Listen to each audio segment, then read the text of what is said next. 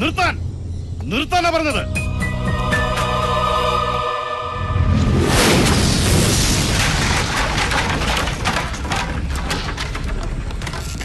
ഭാർഗവ, രക്ഷപ്പെടാൻ ശ്രമിക്കേണ്ട ഭാർഗവ, രക്ഷപ്പെടില്ല.